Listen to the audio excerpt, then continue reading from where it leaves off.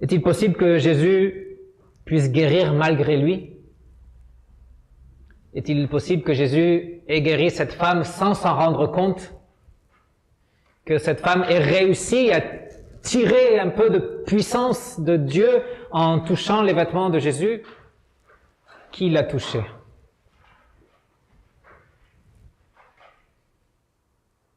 L'histoire de l'Évangile nous raconte d'une femme qui a touché Jésus, qui a touché les vêtements de Jésus. C'est une des histoires les plus vivantes qu'on trouve dans la Bible. C'est une des rares histoires où l'auteur nous raconte ce que pensent et ce que ressentent les personnages de cette histoire, les protagonistes. Il nous dit ce que ressentait, ce que pensait cette femme, ce qu'elle a ressenti lorsqu'elle a touché Jésus, ce que Jésus a ressenti lorsque cette femme l'a touché. Une histoire vivante qui nous invite à nous aussi vivre notre foi et notre rencontre avec Jésus d'une façon intense. Une femme qui était malade, qui souffrait de ce qu'on appelle aujourd'hui des règles hémorragiques et qu'elle le souffrait depuis 12 ans. Une femme qui, par cette condition, était considérée impure pour le culte juif et comme impure ne pouvait pas être en contact avec les autres personnes parce qu'elle les rendrait aussi impures en les touchant. Et justement, c'est pourquoi elle vient par derrière. C'est pour ça qu'elle vient cachée dans la foule. Nous n'avons pas lu le texte avant et d'après, mais cette histoire est imbriquée dans une autre histoire où Jairus vient voir Jésus pour qu'il soigne sa fille, puis finit par la ressusciter.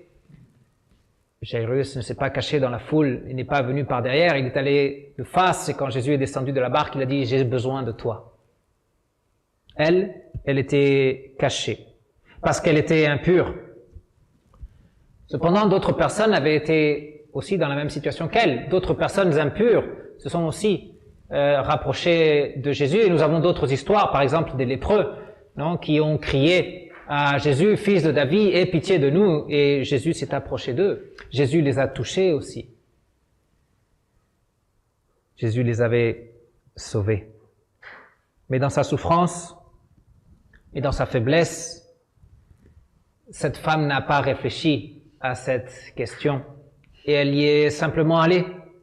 Elle avait pensé une façon de le faire, d'être cachée dans la foule, que personne ne la voit. Elle ne voulait pas être un scandale pour toutes les personnes autour de Jésus. Elle pensait faire ce qu'elle avait à faire, puis se retirer toute seule, secrètement, et que ni vu ni connu, donc personne ne pouvait réclamer à cause de son impureté. Elle pense à son bien-être. Elle cherche à être soulagée de toutes ses souffrances depuis 12 ans. La souffrance de sa maladie, mais aussi la souffrance d'être impure, la souffrance d'être écartée de la société pendant 12 ans, la souffrance d'avoir perdu tout son argent aux mains des médecins qui ne pouvaient pas l'aider, qui ne trouvaient pas de solution à sa situation. Et c'est bien qu'elle pense à son bien-être, c'est bien qu'elle cherche à être soulagée. Mais il y a quelque chose qui cloche dans cette histoire. Et elle part d'une idée fausse. Je vais vers Jésus, je touche au moins ou tout simplement ses vêtements, personne ne s'en aperçoit, je suis guéri, je rentre chez moi et tout va bien. C'est limite superstitieux. C'est surtout ce qu'on appelle de la théologie de la gloire, où on est centré sur soi-même, centré sur l'être humain, et c'est l'être humain qui importe, et c'est l'être humain qui passe devant tout, et c'est le bien-être de l'être humain qui est recherché.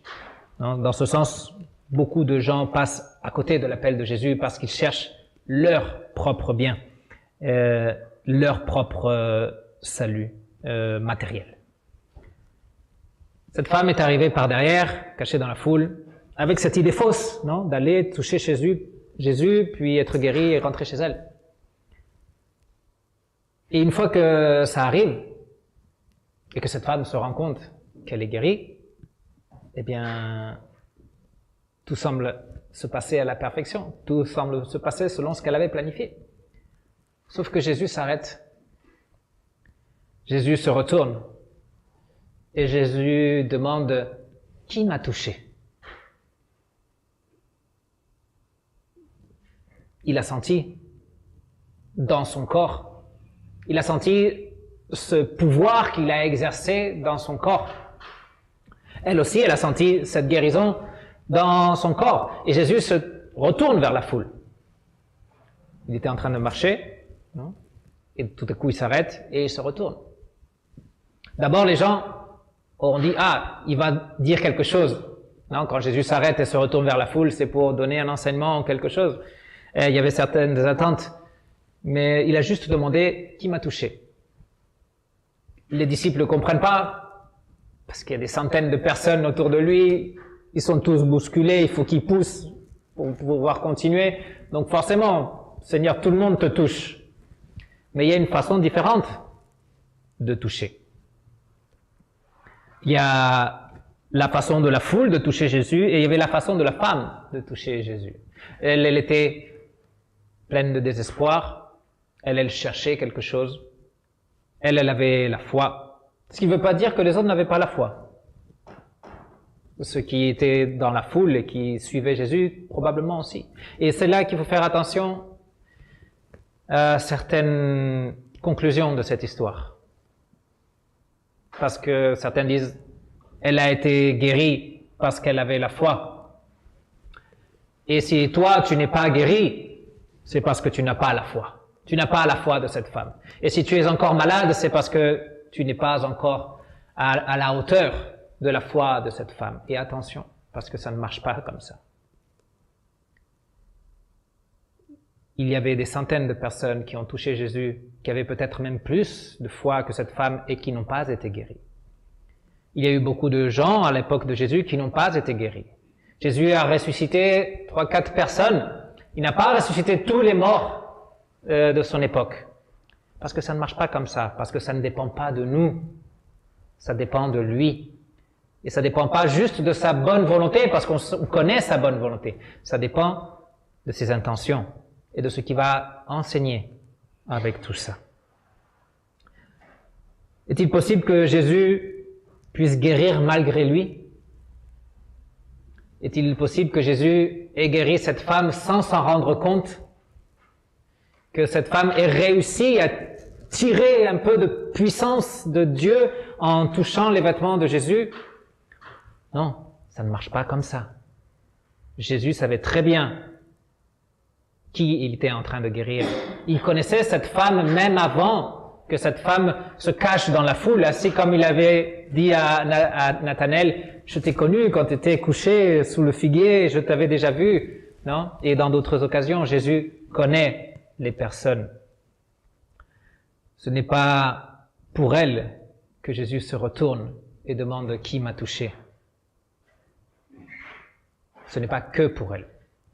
C'est aussi pour la foule et pour que tous puissent tirer une leçon de ce qui est en train d'arriver.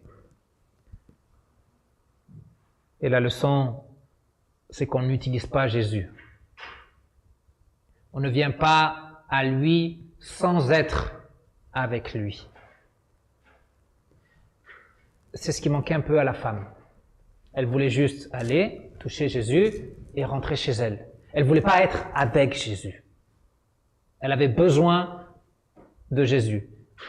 Elle a vu une utilité dans le fait de s'approcher de Jésus. Mais Jésus voulait quelque chose de plus important pour elle. Aujourd'hui, tant de personnes veulent le paradis, mais ne veulent pas Jésus. Ils veulent le paradis, le repos éternel, mais ne veulent pas être avec Jésus. Et pour ces personnes, le paradis est même ennuyant s'il s'agit d'être avec Jésus. Non, là, moi je veux aller au paradis pour faire du sport, pour faire du ski, pour faire des trucs que je ne peux pas faire ici sur Terre. Non, l'idée d'être au paradis, d'être dans le sein de notre Seigneur, c'est de pouvoir profiter de sa compagnie pour l'éternité. Et bien sûr que le paradis est rempli de choses merveilleuses aussi. Mais lorsqu'on tente d'utiliser Jésus, le paradis n'est pas un but qui nous plaise. Les gens utilisent Jésus pour leur confort, pour leur bénéfice, et pas pour ce que Jésus a à apporter. Jésus a beaucoup à nous donner. Parfois, ce n'est pas exactement ce qu'on souhaite. Parfois, oui. Mais il y a surtout beaucoup de choses qu'il a à nous donner, qu'il veut nous donner, qu'il souhaite nous donner, et qui sont beaucoup plus importantes et beaucoup plus pertinentes pour notre vie. C'est pourquoi il demande « Qui m'a touché ?» Il se tourne vers la foule, il se tourne vers la femme et lui donne une opportunité.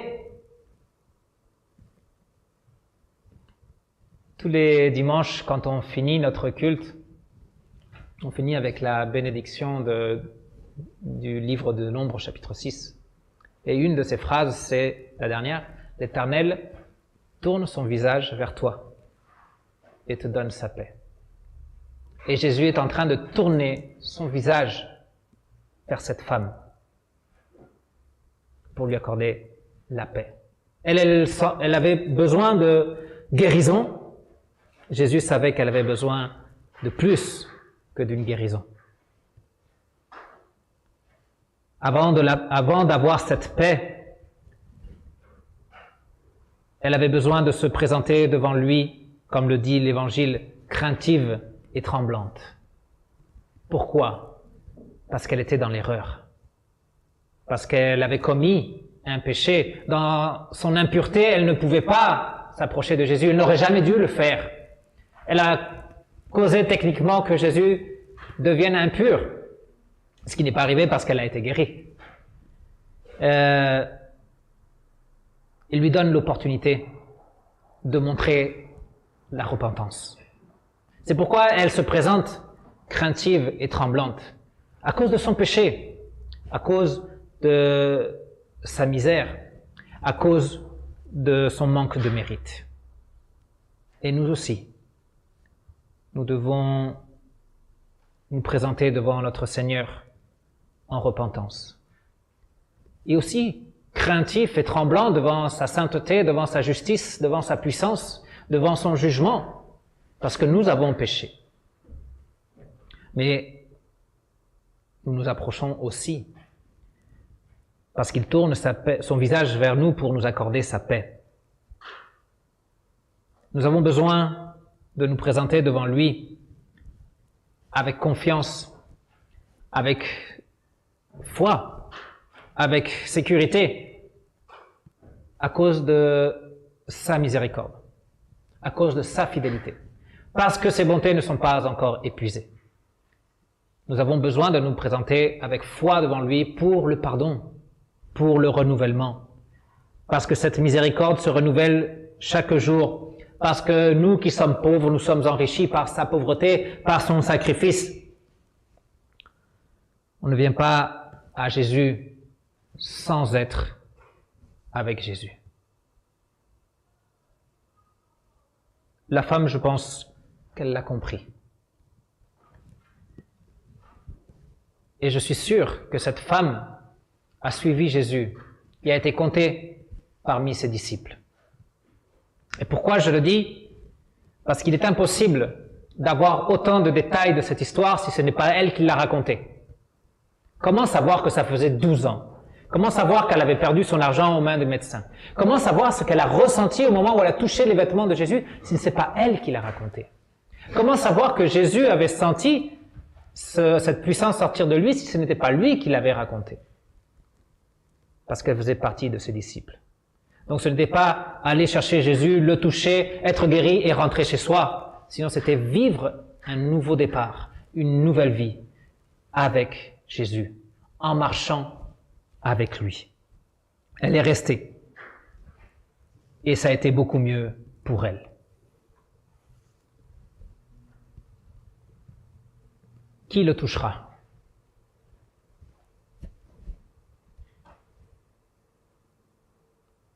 Nous avons besoin d'aller là où est Jésus, mais pas pour le toucher en cachette, pas en nous mettant dans la foule et l'utiliser ou essayer de l'utiliser sans qu'il s'en rende compte. Nous devons nous présenter humblement et savoir que lui, il se présente pour nous rencontrer. Et ce qui est plus important, pour lui, nous toucher, nous. Parce que c'est lorsque lui, il nous touche, que sa bénédiction remplit notre vie. Et nous l'avons vu, on le voit, dans toutes les histoires. C'est Jésus qui fait de la boue avec de la salive et qui touche l'aveugle pour le guérir.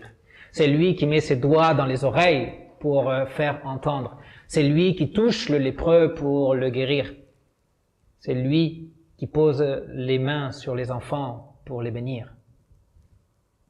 C'est lui qui vient aujourd'hui pour nous toucher avec son corps et avec son sang dans la Sainte Seine. Pas besoin de venir à lui en cachette, sinon nous présenter devant lui humblement, en repentance et avec confiance, avec foi.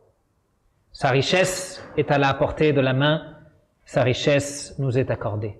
Sa fidélité se renouvelle aujourd'hui et dans la Sainte Seine, il nous rappelle que ses miséricordes ne s'épuisent jamais.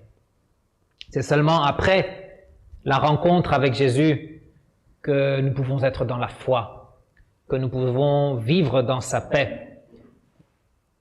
C'est seulement dans la rencontre avec Jésus que nous pouvons avoir confiance, que nous pouvons être certains de sa fidélité et de son accompagnement. C'est que en Jésus que nous pouvons vivre dans cette paix et être dans l'assurance que sa main paternelle sera sur nous et nous conduira et nous guidera et nous soutiendra à chaque pas. C'est seulement avec le Christ que nous sommes guéris de notre passé, guéris de nos douleurs, guéris de nos souffrances. Ce n'est qu'en Jésus que nous obtenons le salut. C'est pourquoi Jésus lui dit, « Ma fille, ta foi t'a sauvée.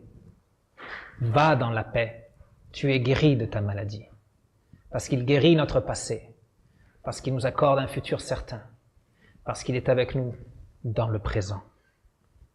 Et c'est parce qu'il fait tout ça que nous pouvons nous aussi, comme cette femme, sûrement le suivre, ou comme dit l'apôtre Paul, nous donner nous-mêmes d'abord au Seigneur, puis à son Église, selon sa volonté, pour le salut de beaucoup d'autres.